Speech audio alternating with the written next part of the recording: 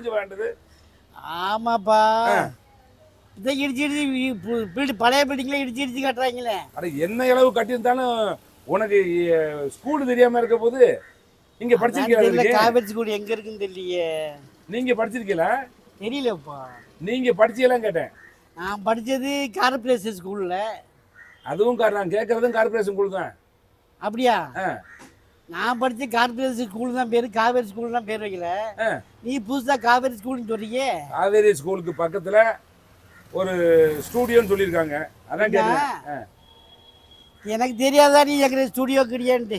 நாங்களாம் அந்த காலத்துல டிஎம் சவுந்தரராஜன் பாட்டு தான் கேட்டோம், பிஎஸ் சின்னப்பா படம் தான் பார்த்தோம், டிஆர் மாணிக்கம் படம் தான் பார்த்தோம். இப்போ புதுசாக ஆளுங்க வராங்க போகிறாங்க, கேமராவை கண்டபடி ஆட்டிக்கிட்டு எதுவும் பேசுறது புரிய மாட்டேங்குது, வர மாட்டேங்குது.